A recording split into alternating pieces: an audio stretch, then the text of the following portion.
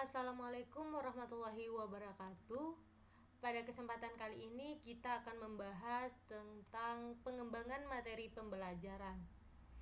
Nah, tugas kali ini untuk memenuhi tugas pada mata kuliah Pendidikan Kewarganegaraan yang diampuh oleh dosen pengampu Bapak Susilo Tri Widodo, SPD, MH. Saya membahas terkait dengan tugas ini, izinkan saya untuk memperkenalkan diri terlebih dahulu. Perkenalkan, nama saya Ida Trimulyani, NIM 14014199109, nomor presensi 16, saya dari Rombel C. Nah, pada kesempatan kali ini saya mengambil tema 1, yaitu pertumbuhan dan perkembangan makhluk hidup. Subtema 1, ciri-ciri makhluk hidup. Pembelajaran 2, dan muatan pembelajaran pendidikan kewarganegaraan pada kelas 3 dengan materi makna, simbol, nilai Pancasila. Nah, untuk yang pertama kita akan membahas terlebih dahulu apa saja sih kompetensi dasarnya. Jadi di sini ada 1.1 menerima arti bintang, rantai, pohon beringin, kepala banteng, dan padi kapas pada lambang negara Garuda Pancasila sebagai anugerah Tuhan Yang Maha Esa. Untuk KD selanjutnya yaitu 2.1 bersikap jujur, peduli, kasih sayang sesuai dengan sila-sila Pancasila dalam lambang negara Garuda Pancasila. Untuk selanjutnya yaitu 3.1 memahami arti gambar pada lambang negara Garuda Pancasila. Untuk 4.1 menceritakan arti gambar pada lambang negara Garuda Pancasila. Bahas tentang apa sih tujuan pembelajarannya. Untuk tujuan pembelajaran yang pertama adalah setelah mengamati, siswa dapat menyebutkan makna simbol sila-sila Pancasila dengan benar. Yang kedua, setelah mengamati, siswa dapat menceritakan contoh perilaku yang sesuai dengan sila Pancasila dengan benar. Untuk tujuan yang ketiga, yaitu setelah membaca, siswa dapat menyebutkan arti penting bersyukur kepada Tuhan Yang Maha Esa sebagai salah satu makna dari simbol sila Pancasila dengan benar. Yang keempat, setelah mengamati contoh, siswa dapat menceritakan pengalaman bersyukur kepada Tuhan Yang Maha Esa. Nah, di sini ada 4 subtopik pembahasan yang akan kita bahas pada kesempatan kali ini. Yang pertama terkait dengan apa itu Pancasila, yang kedua simbol dalam sila Pancasila, yang ketiga nilai yang terkandung dalam sila Pancasila, dan yang keempat yaitu Pancasila dalam aktivitas keseharian. Untuk yang pertama, mari kita mengenali Pancasila. Jadi coba kita perhatikan gambar di samping ini. Nah, pasti kita tidak asing terhadap gambar ini. Gambar ini sering kita temui di berbagai tempat, bisa di sekolah, kantor lurah, kantor desa, dan sebagainya. Nah, jadi gambar tersebut adalah gambar Garuda Pancasila yang dijadikan sebagai lambang negara. Seperti yang kita ketahui bersama bahwa Pancasila ini adalah dasar negara Indonesia. Pernahkah kalian melihat seseorang yang sedang membangun rumah? Apa pertama kali yang dibangun ketika ingin membangun rumah?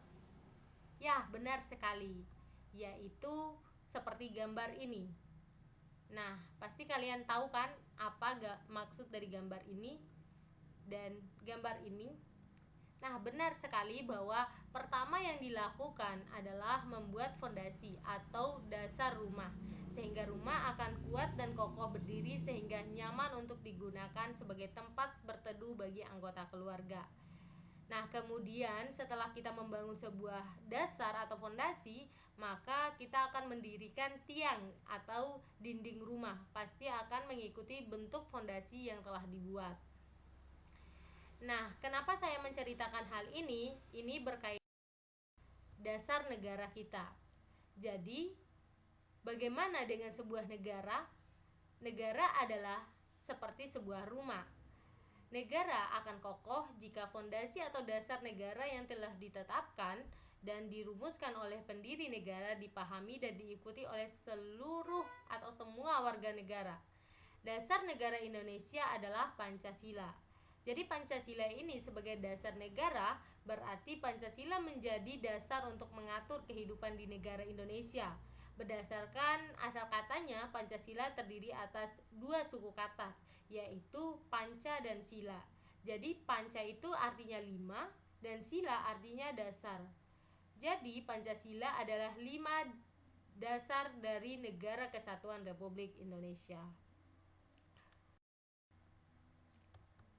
Nah, apa aja sih bunyi 5 sila Pancasila ini? Yang pertama, ada yang namanya ketuhanan yang Maha Esa. Kedua, kemanusiaan yang adil dan beradab. Tiga, persatuan Indonesia. Empat, kerakyatan yang dipimpin oleh hikmat kebijaksanaan dalam permusyawaratan perwakilan. Lima, keadilan sosial bagi seluruh rakyat Indonesia. Selanjutnya kita akan membahas tentang simbol dalam sila Pancasila. Untuk simbol dari Pancasila ini, bahwa Garuda Pancasila mempunyai perisai yang melambangkan perjuangan dan perlindungan diri untuk mencapai tujuan.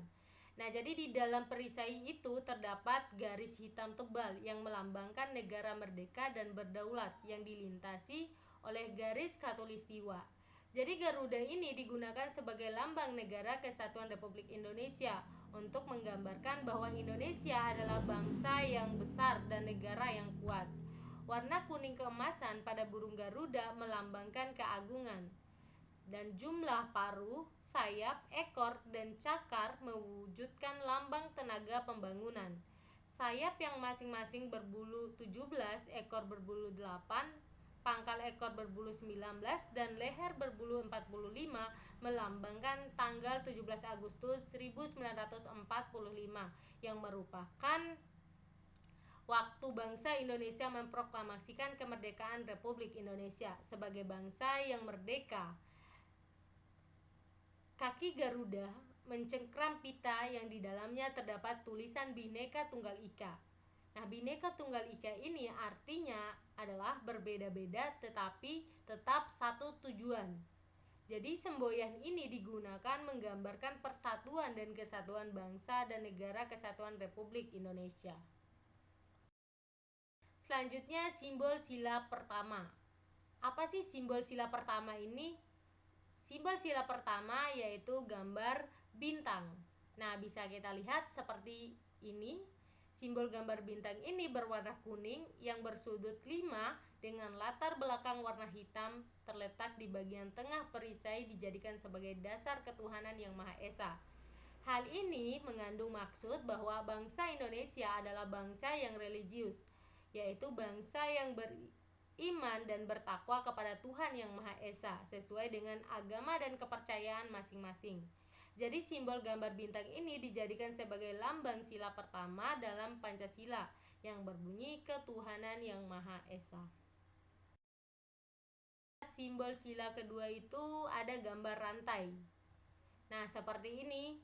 Jadi gambar rantai ini dengan latar belakang warna merah dijadikan sebagai dasar kemanusiaan yang adil dan beradab. Jadi simbol gambar rantai ini dijadikan sebagai lambang sila kedua dari Pancasila. Rantai yang berjumlah 17 dan saling sambung menyambung tidak terputus. Ini melambangkan generasi penerus yang turun-temurun. Selanjutnya yaitu gambar pohon beringin. Nah, seperti ini ya. Jadi simbol gambar pohon beringin ini terletak di bagian atas sebelah kiri gambar bintang. Jadi posisinya itu di atas sebelah kiri ya, dari bintang. Nah, dijadikan sebagai dasar persatuan Indonesia. Simbol gambar pohon beringin ini dijadikan sebagai lambang untuk sila ketiga Pancasila. Pohon beringin melambangkan sebagai tempat berteduh atau berlindung. Simbol keempat yaitu gambar kepala Banten. Nah, jadi simbol kepala banteng ini terletak di sebelah atas gambar bintang. Jadi gambar kepala banteng ini dijadikan sebagai dasar kerakyatan yang dipimpin oleh hikmat kebijaksanaan dalam permusyawaratan perwakilan. Nah, kepala banteng ini berarti sebagai tenaga rakyat, dijadikan sebagai lambang sila keempat Pancasila. Kelima yaitu gambar padi dan kapas. Nah, jadi simbol gambar padi dan kapas ini melambangkan kemakmuran dan kesejahteraan. Simbol gambar padi dan kapas dijadikan sebagai dasar keadilan sosial bagi seluruh rakyat Indonesia. Simbol gambar ini terletak di sebelah kanan bawah dari gambar bintang dan dijadikan sebagai lambang sila kelima Pancasila. Kita akan membahas tentang nilai-nilai yang terkandung dalam sila Pancasila. Nilai yang terkandung dalam sila Pancasila ini, sila ketuhanan yang Maha Esa. Di dalam sila ketuhanan yang Maha Esa terkandung bahwa bangsa Indonesia menyatakan kepercayaan dan ketakwaan terhadap Tuhan yang Maha Esa. Jadi bangsa Indonesia ini bangsa yang religius, artinya bangsa yang meyakini adanya Tuhan, percaya dan takwa terhadap Tuhan yang Maha Esa. Negara melindungi kemerdekaan tiap-tiap penduduk Indonesia untuk memeluk agamanya masing-masing, serta beribadah menurut agama dan kepercayaannya. Kandung selanjutnya, yaitu pada sila kemanusiaan yang adil dan beradab, adalah bangsa Indonesia sadar bahwa manusia memiliki martabat dan derajat yang sama sebagai makhluk Tuhan yang Maha Esa. Jadi dengan sesama manusia perlu dikembangkan sikap menjunjung tinggi nilai kemanusiaan, gemar melakukan kegiatan kemanusiaan, dan berani membela kebenaran dan keadilan.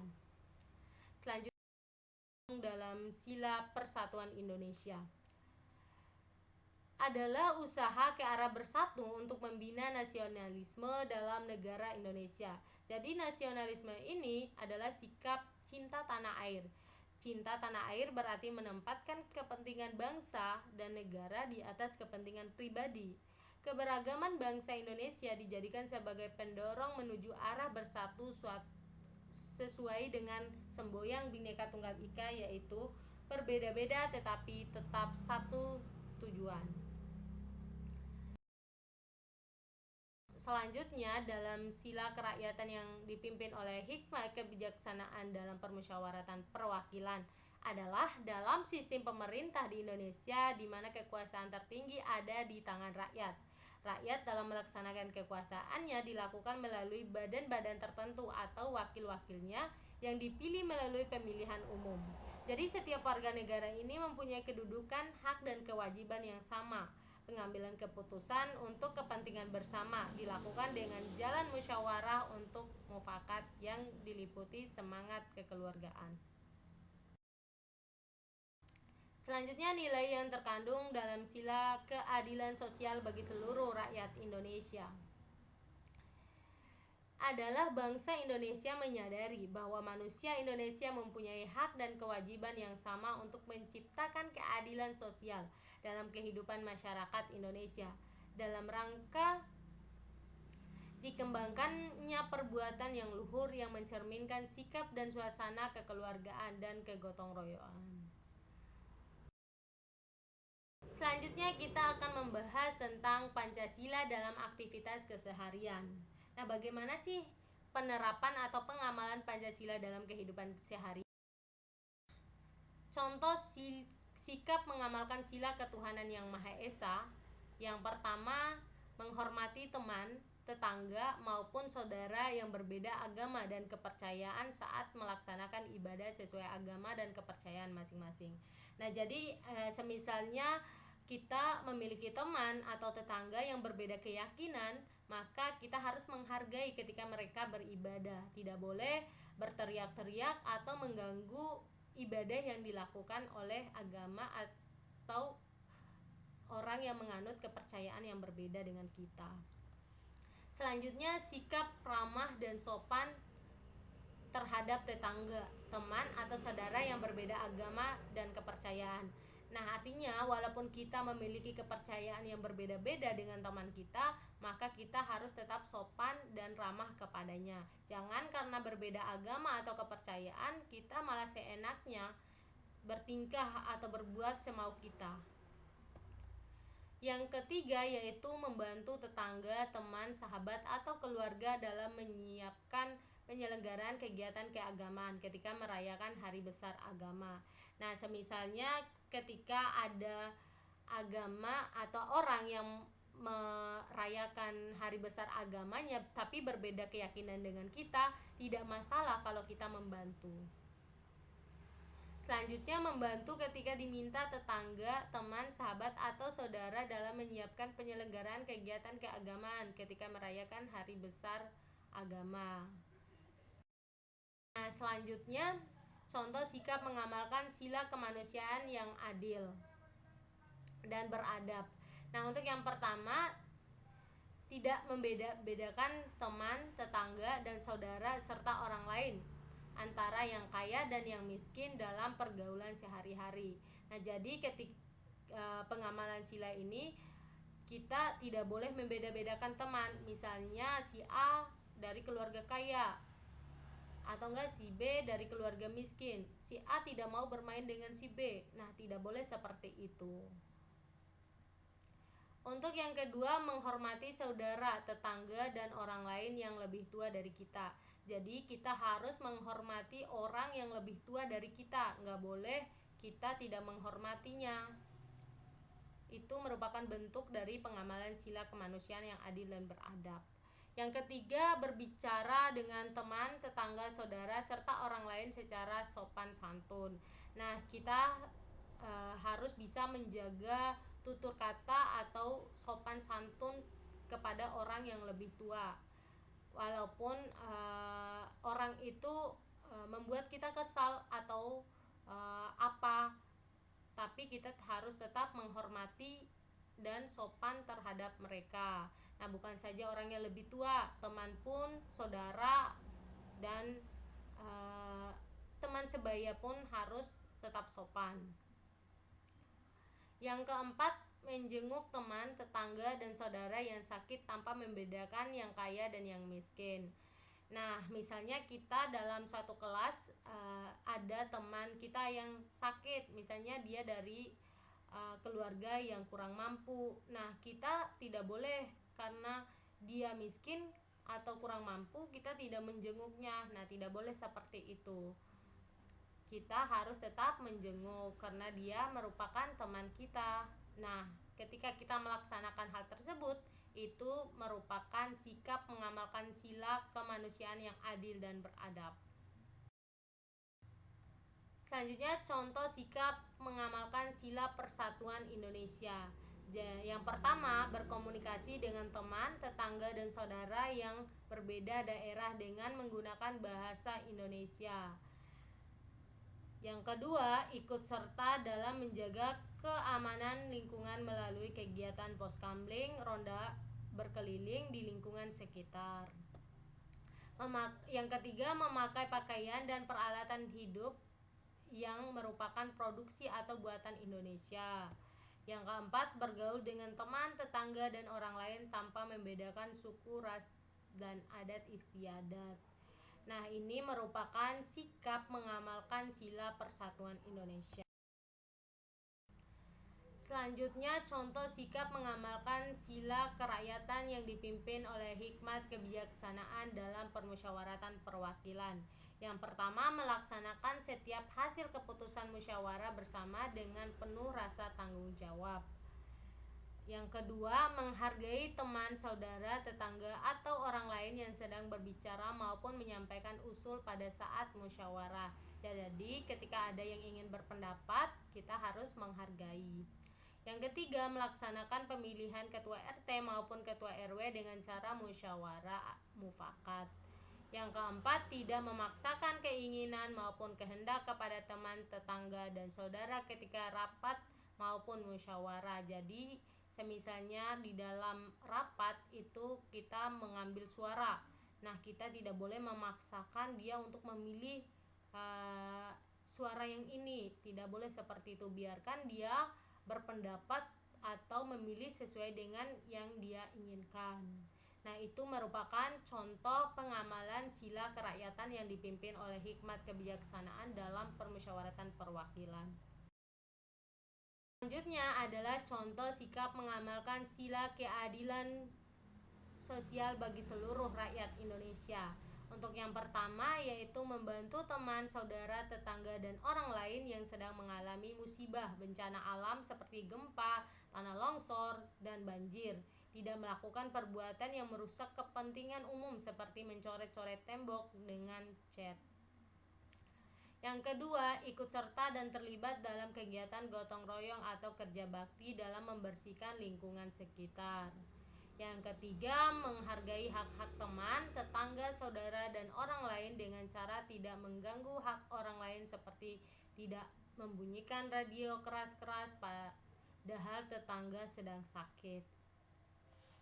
Nah, itu merupakan contoh sikap mengamalkan sila keadilan sosial bagi seluruh rakyat Indonesia. Nah, mungkin cukup sekian materi yang dapat saya sampaikan. Lebih dan kurangnya saya mohon maaf. Terima kasih atas segala perhatiannya. Wassalamualaikum warahmatullahi wabarakatuh.